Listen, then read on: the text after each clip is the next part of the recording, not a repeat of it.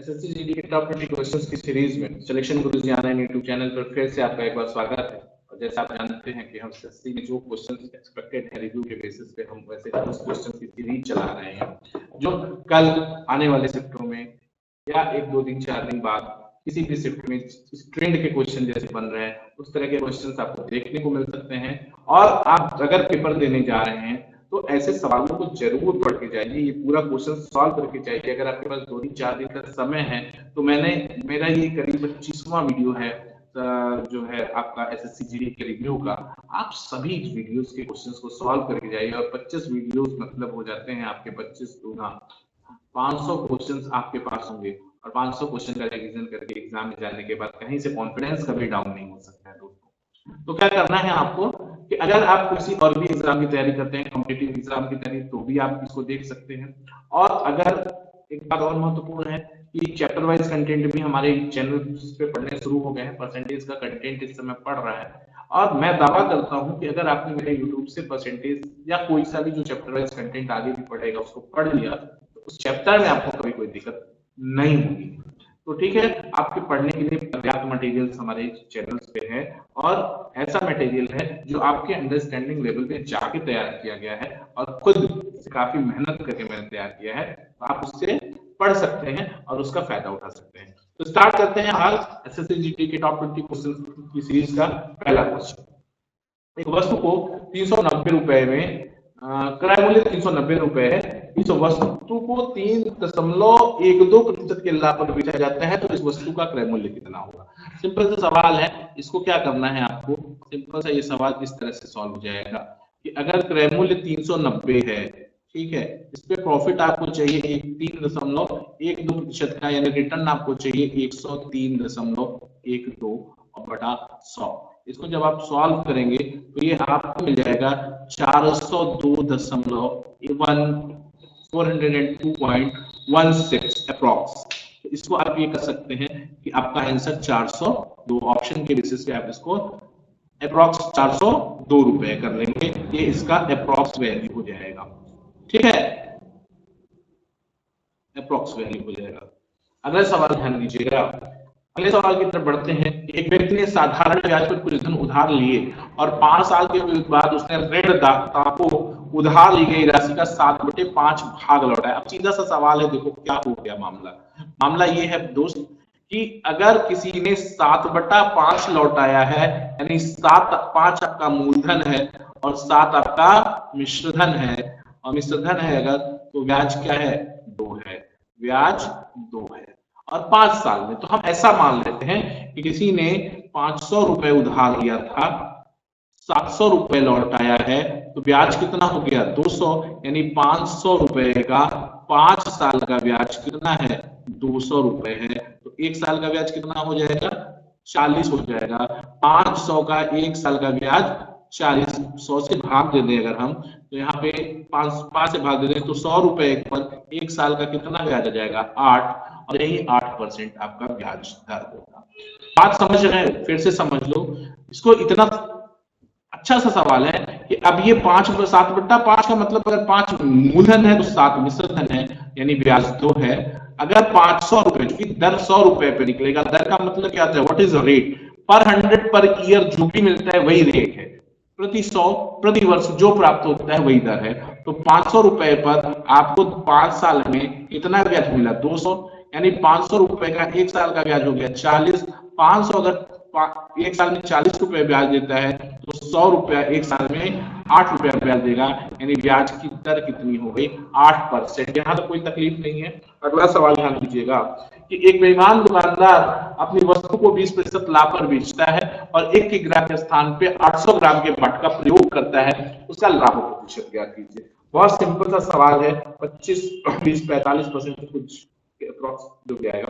देखते हैं क्या क्या रहे हैं। इस सवाल को समझ लो, ये सवाल थोड़ा सा आपके जीडी के लेवल से थोड़ा सा अप लेवल का क्वेश्चन है, इसको समझ लेते हैं। एक दुकानदार 20% लाभ पर बेचता है, यानी जब आप 1 केजी सामान खरीदने जाते हैं तो वो क्या करता है, 1000 ग्राम सामान देता है, लेकिन इस पर 20% प्रॉफिट लेता है। यानी आपको क्या कर देता है, एक प्रॉफिट तो आपको यहाँ से क्लियर हो गया, एक प्रॉफिट तो आपको, अच्छा चलो यही से देख लेते हैं।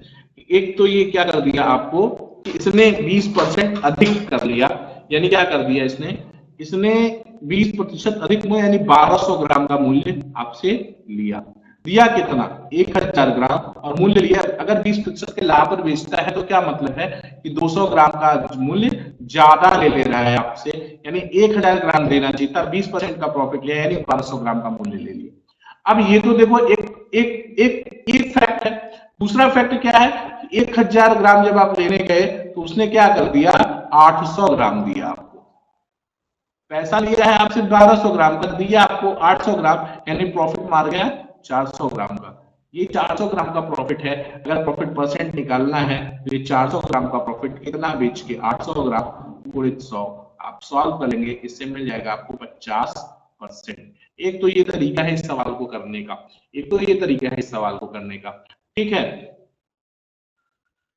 कर लोगे भाई, ठीक है। दूसरा तरीका अगर आप डिस्कस करना चाहते हो, फिर से मैं इसी तरीके को बात कर लूं कि कोई दुकानदार, बेईमान दुकानदार 20% लाभ पर बेचता है, यानी 1000 ग्राम का आप सामान लेने जाते हैं तो आपसे पैसा 1200 ग्राम का ले लेता है, एक नंबर कहानी।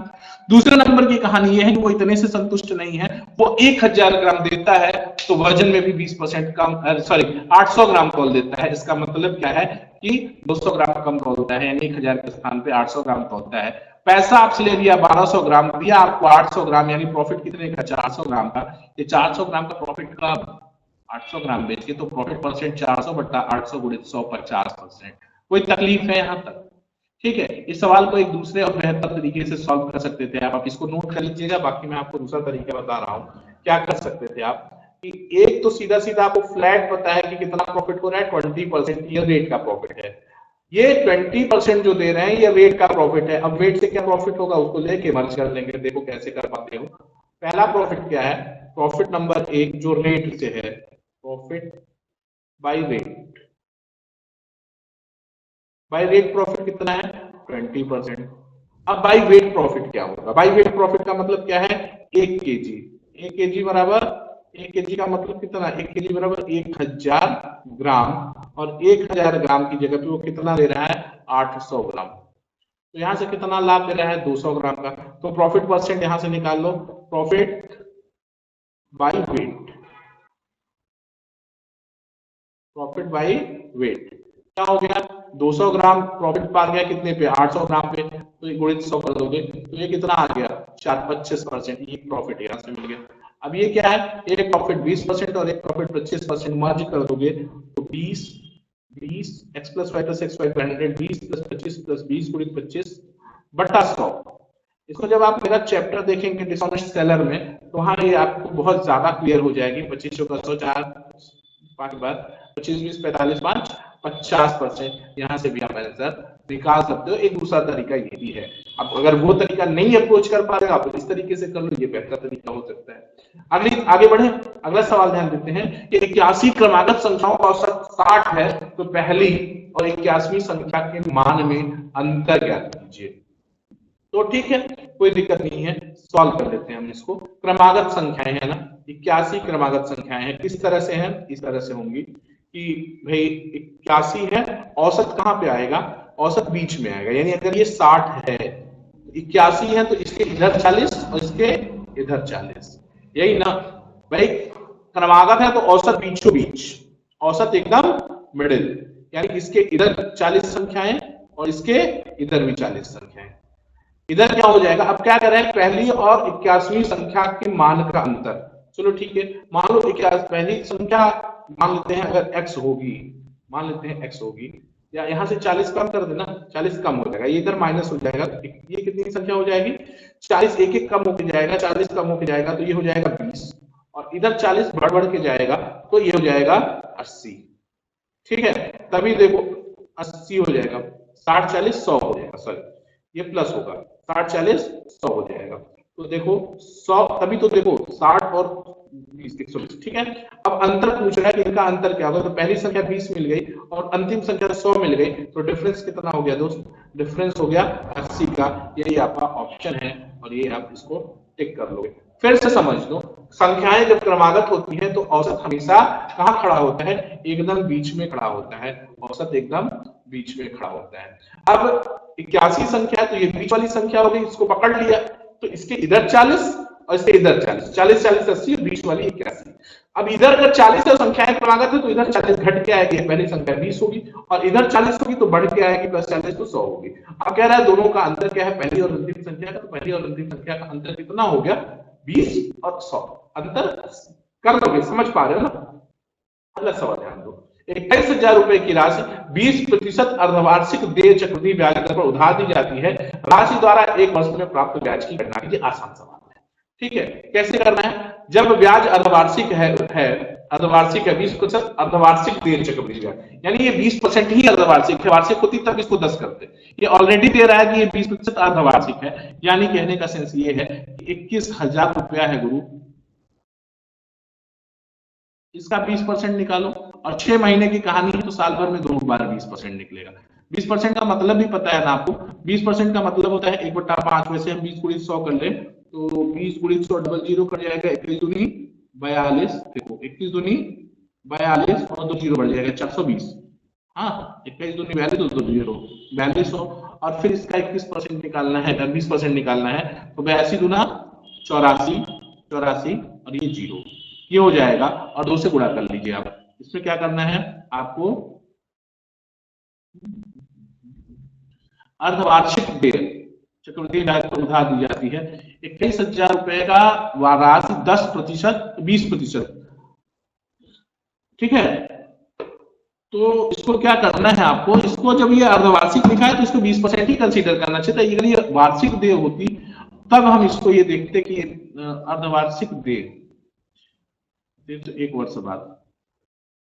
अच्छा, ये जो सोल्यूशन बना है ये 10% पे ही बना है, इसको आप इस तरह से कर लो कि 21,000 रुपए की राशि 10% वार्षिक देय चक्रवृद्धि ब्याज के आधार पर दी जाती है, तो राशि द्वारा 1 वर्ष में प्राप्त, अच्छा 20% अर्धवार्षिक दी जाती है, तो ये दर कितना हो जाएगा 10%, इसका 10% निकालना है, ठीक है। इसको एक बार आप कट कर लो, ये 21,000 हो जाएगा, ध्यान देना 21,000 का 10% कितना हो जाएगा दोस्त, 2100 हो जाएगा, और 2100 का फिर 10% कितना हो जाएगा, 210 हो जाएगा, और 2 1 से गुणा कर देंगे 2 साल के लिए, अर्धवार्षिक है ना, अर्धवार्षिक है तो 1 साल में 2 अर्धवार्षिक, तो यहाँ कितना होता है 4200, और प्लस ये कितना हो जाएगा 210, यानी 4410 का आंसर हो जाएगा। चक्रवृद्धि ब्याज कितना मिलेगा 4410। ढेर सारा सवाल पीछे कराया हुआ है, पीछे के पेपर्स में ऐसे बहुत सारे सवाल किए गए हैं, आप समझ पा रहे हैं ना। अगर आपने शुरू से हमारे वीडियोस को देखा है तो अब आप इस स्पीड को पकड़ पा रहे होंगे कि इतनी तेजी से सवाल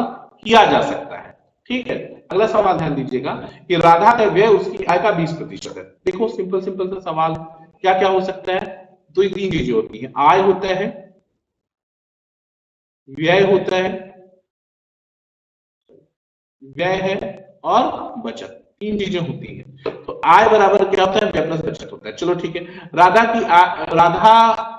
का व्यय उसकी आय का 20% है। मान लें अगर हम 100 आय है तो व्यय क्या है, राधा की का व्यय उसकी आय का 20% है, आय का 20% है, यानी 20 व्यय होता होगा, बचत 80 हो गया।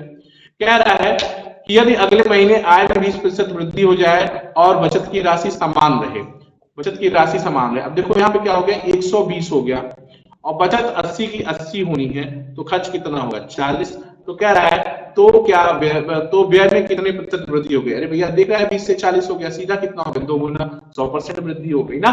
कितनी वृद्धि हो गई, 2 गुना हो गया, तो कितनी वृद्धि 100% की वृद्धि हो गई। कोई दिक्कत है, 100% की वृद्धि हो जाएगी। बात को समझो दोस्तों, कह रहा है कि राधा का व्यय उसकी आय का 20% है, राधा का व्यय उसकी आय का 20% है। आय अगर 100 है तो व्यय 20, बचत 80। इतनी बात में कोई तकलीफ नहीं। आगे कह रहा है कि अगले महीने उसकी आय 20% बढ़ जाती है और बचत की राशि उतनी ही रहती है, यानी बचत में कोई वृद्धि नहीं हो रही है, तो व्यय में वृद्धि होगी, अभी तो बचत उतना ही है। अब भैया 120 कमाया, 80 बचाया, तो खर्च 40 हो गया, पहले खर्च 20 था, अब 20 40 हो गया, तो 2 गुना हो गया, यानी कितनी वृद्धि हो गई 100% की वृद्धि हो गई, 100% की वृद्धि हो गई। कोई दिक्कत है? यहाँ तक कोई दिक्कत नहीं ना, आगे देख लीजिएगा। अगला सवाल है, ए किसी कार्य को 6 दिन में और बी उसी कार्य को 12 दिन में कर सकता है। ए किसी कार्य को 6 दिन में और बी उसी कार्य को 12 दिन में कर सकता है। यदि वे एकांतर दिन पर कार्य करते हैं और बी कार्य आरंभ करता है तो इस प्रकार कार्य कितने दिनों में पूरा हो जाएगा। बहुत ध्यान देने की बात है, अभी तक सवाल आपको मिलते थे कि ए से कार्य प्रारंभ होता था, अब आज यहाँ पे सवाल बी से प्रारंभ हो गया। देख लो, कह रहा है कि ए एक काम को 6 दिन में और बी उसी काम को 12 दिन में। देखो ये 6 है, एलसीएम 12, ए का एक दिन का काम 2 और बी का एक दिन का काम 1। ठीक है, कह रहे हैं कि यदि वे एकांतर दिन पर काम करे और बी से प्रारंभ हो, मान लो पहले दिन बी आया तो एक काम किया, दूसरे दिन ए आया तो 2 काम किया, यानी 2 दिन में कितना काम हुआ भैया? 2 दिन में कितना काम हुआ? 2 दिन में 3 काम हुआ। कोई दिक्कत है? 12 काम करना है तो सीधा सीधा तो 8 दिन हो जाएगा, 4 से गुणा कर दो, 3 चौके 12, 4 से इधर गुणा हो जाएगा, 12 काम इधर 8 दिन। ठीक है, तो ये पूरा काम कितने दिन में समाप्त हो जाएगा? 8 दिन में समाप्त होगा, अगर एकांतर दिन पे करते हैं तो। एकांतर दिन का क्या मतलब है? एक दिन ए आया, एक दिन बी आया, तो 2 दिनों का काम कितना हो गया? 3। 2 दिन में 3 काम, तो 12 काम करना है तो 3 में 4 से गुणा कर दो 12 काम, और 2 में 4 से गुणा कर दो 8 दिन। 8 दिन में पूरा काम खत्म हो जाएगा, कोई तकलीफ नहीं ना। अगला सवाल ध्यान दीजिएगा, एक कपड़ा विक्रेता 33 मीटर कपड़ा बेचकर 11 मीटर कपड़े के विक्रय मूल्य के बराबर लाभ प्राप्त करता है, उसका लाभ प्रतिशत ज्ञात कीजिए। तो सीधा सीधा सा सवाल है कि 11 का लाभ प्राप्त करता है वो, ठीक है, 11 का लाभ प्राप्त करता है वो। तो अब देखिए ऑप्शन बड़ा इजी है, इजी ऑप्शन है, इसलिए मजा आ रहा है कि आप इसको कर पा रहे हैं। ठीक है, ध्यान से समझो, 50% इसका आंसर होगा और बहुत सिंपल सवाल है। ठीक है, कुछ लोग क्या करते हैं 11/33 गुणित 100 कर देते, लेकिन ऐसा करेंगे नहीं हम, ये गलत होता है। सही क्या है? लाभ कितना है भैया? 11 मीटर का। भैया 33 मीटर कपड़ा बेचा, 11 मीटर लाभ हो गया, यानी 22 मीटर कपड़ा बेच के ही 22 मीटर कपड़ा बेचकर ही आपको 33 मीटर कपड़े का पैसा मिल गया।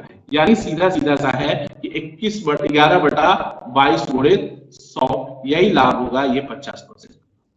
अगर बहुत ज्यादा डिटेल समझना चाहते हैं तो आप इस तरह से समझ लीजिए कि लाभ बराबर क्या होता है। लाभ बराबर क्या हो गया? देखो, इसको थोड़ा सा डिटेल में समझा दूं मैं आपको, शायद कंफ्यूज हो रहे हो आप, तो मैं थोड़ा सा डिटेल कर देता हूं इसको आपको। देखो ऐसे कर लोगे, प्रॉफिट इज इक्वल टू क्या होता है ये बताओ मुझको। प्रॉफिट इज इक्वल टू क्या होता है? एसपी माइनस सीपी होता है। इतना तो सामान्य सी बात है यार, समझ रहे हो। प्रॉफिट कितना हुआ है? 11 एसपी का, 11 एसपी का प्रॉफिट 33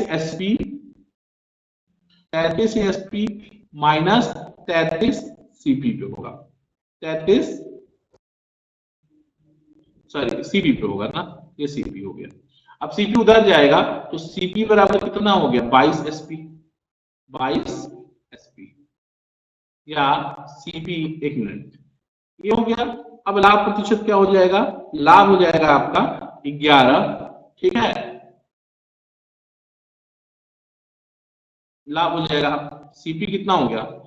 सीपी हो गया 22 एसपी के, यानी 22 जो पूरा सीपी था वो कितना? 22 एसपी के बराबर है। यानी प्रॉफिट आपको 11 का कितना बेच के? 22 बेच के गुणित 100 हो जाएगा, ये 50%।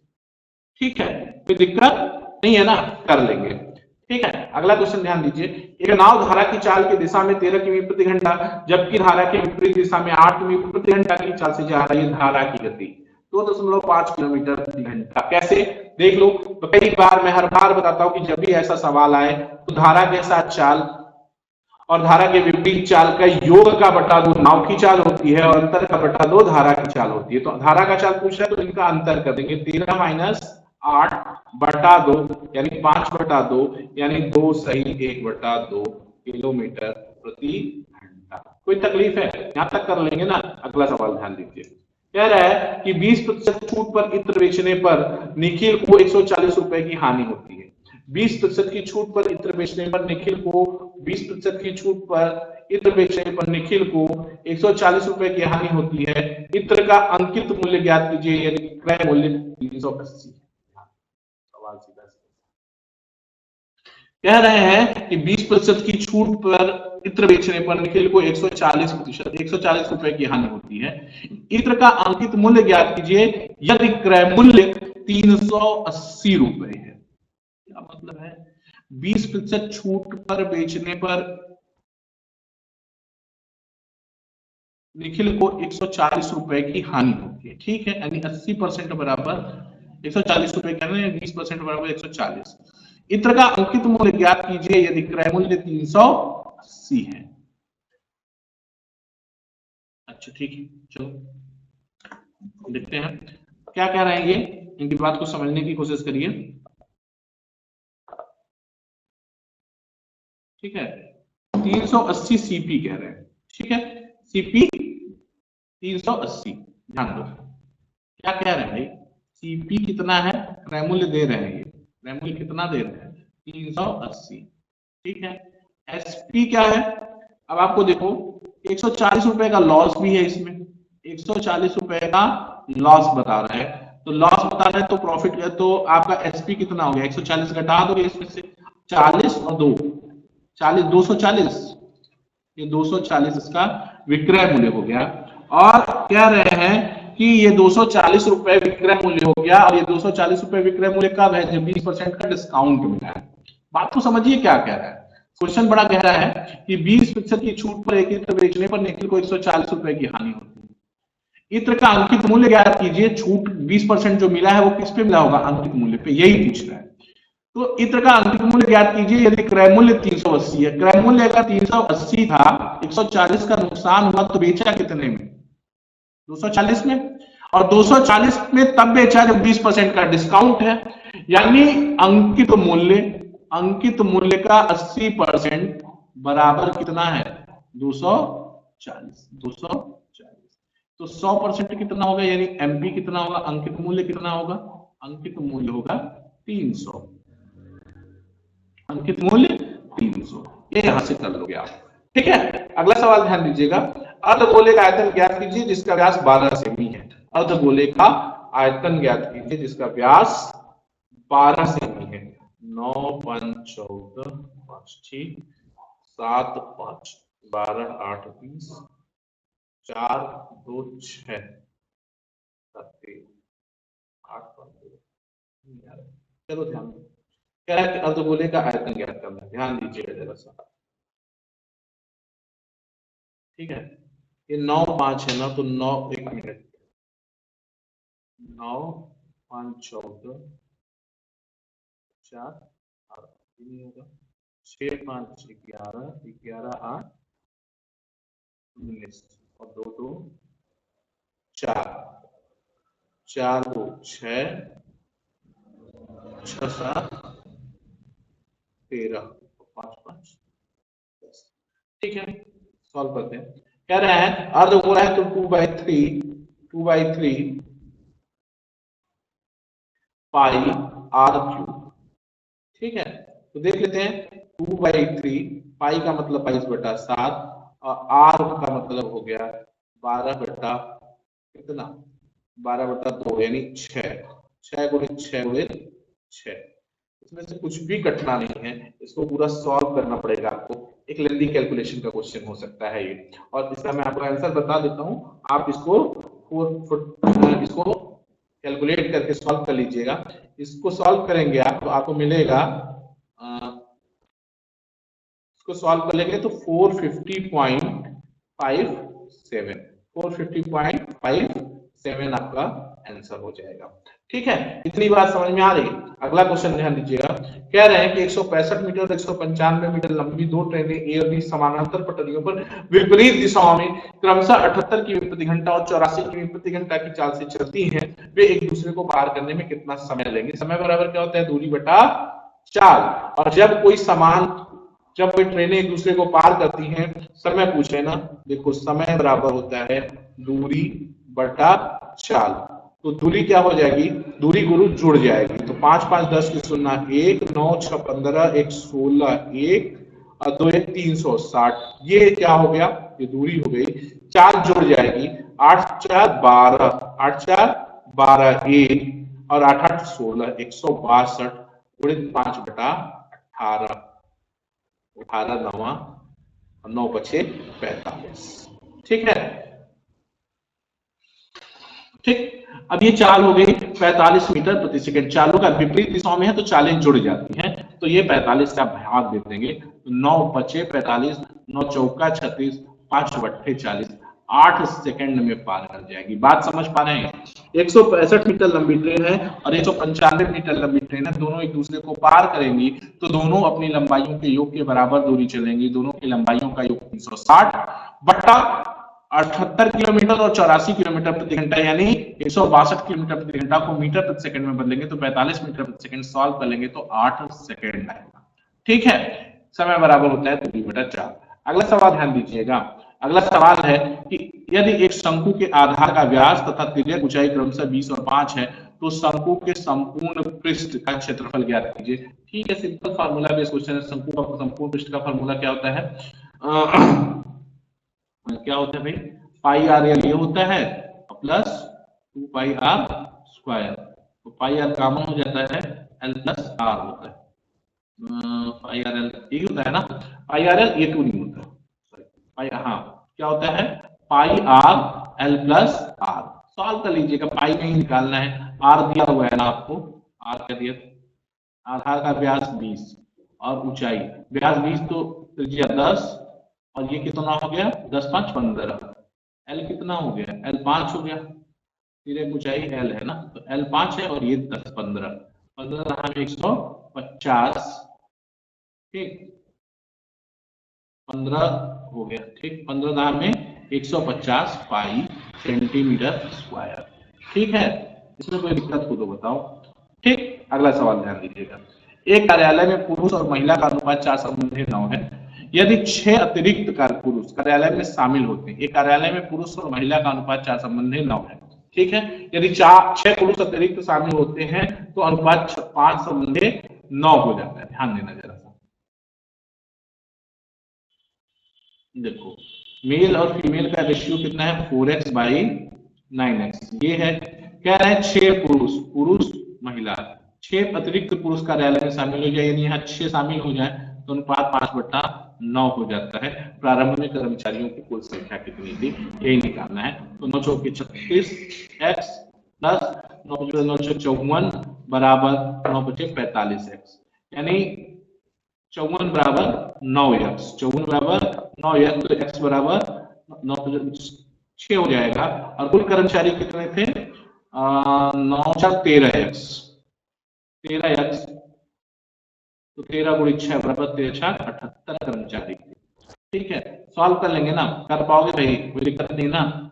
देखो कैसे मैं बता रहा हूँ आपको, ऐसे बता रहा हूँ कि 4x और 9x, 4x/9x पुरुष 6 जोड़ दिया तो 5/9 हो गया, सॉल्व कर लिया तो x बराबर 6 आ गया। x जब 6 आ गया तो अब प्रारंभ में कुल कर्मचारी कितने थे? तो 4 ये थे और 9 ये थे, 9 4 13 कर्मचारी थे प्रारंभ में, 6 से गुणा कर दिया तो 9 13 4 78 लोग हो गए। यहाँ तक कोई दिक्कत नहीं है। अगला सवाल ध्यान दीजिएगा, 0.28 इतने और इतने का चतुर्थानुपाती क्या है? चतुर्थानुपाती क्या होता है? b²/ac, चतुर्थानुपाती b²/ac, ठीक है, bc। ठीक, अब देख लीजिए इसको क्या करना है। चतुर्थानुपाती का मतलब है अगर ये a है, सपोज करिए ये a है, ये b है और ये c है, तो चतुर्थानुपाती क्या होता है? bc/a, राइट ना? चतुर्थानुपाती का मतलब है bc/a, तो b हो गया 0.14 इंटू c हो गया 3.5/2.8। पहले तो दशमलव ही खत्म कर लेते हैं, 14 गुणित 35, 3 अंक दशमलव खत्म किया है, यहाँ 3 अंक तो 1 अंक 228 डबल 0 बढ़ जाएगा, यही ना होगा? 3 अंक ऊपर से, ठीक। अब 14 दूना 28, 200 हो गया, 200 हो गया, फिर क्या करना है? 100 किससे काट दें? 2 से काट दें, चलो 2 से काट दिया तो 100 हो गया, और इसको काट दिया तो 17.5 और 1 अंक तो 2 अंक दशमलव बढ़ जाएगा इधर, तो कितना हो गया? 0.175, 0.175 हो गया। कोई दिक्कत है? देखो यही ना, 100 को दशमलव बनाने के लिए रख लिया, 2 से इसको काट दिया और फिर 2 अंक दशमलव बढ़ा दिया, कोई दिक्कत नहीं है। आगे ध्यान दीजिएगा, अगला सवाल है कि आयत के परिमाप और चौड़ाई के बीच का अनुपात 5 संबंधी है। अच्छा, परिमाप और चौड़ाई के बीच का अनुपात 5 संबंधी, यदि आयत का क्षेत्रफल 216 वर्ग सेमी है तो आयत की लंबाई क्या है? ध्यान देना जरा सा, अच्छा सवाल है। कह रहे हैं कि आयत का परिमाप क्या होता है?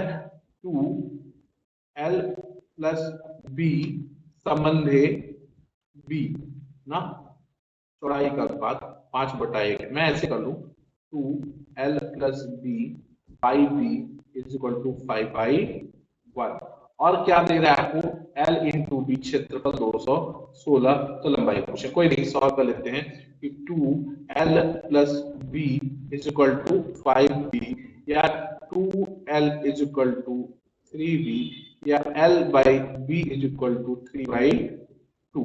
ठीक है, या यूं कह सकते हैं कि अगर l कितना हो जाएगा, l 3x हो गया और b कितना हो गया 2x हो गया, तो तीनों 6x स्क्वायर बराबर 216 या x स्क्वायर बराबर 36 या x बराबर 6। तो क्या पूछा है, लंबाई क्या होगी, तो लंबाई कितनी है 3x है, तो लंबाई 3x है तो x l बराबर 3x बराबर 18, लंबाई कितनी हो जाएगी 18, 3x इक्वल टू 18, तो आंसर आपका आ जाएगा 18। कोई दिक्कत नहीं है ना, बात को समझ लो।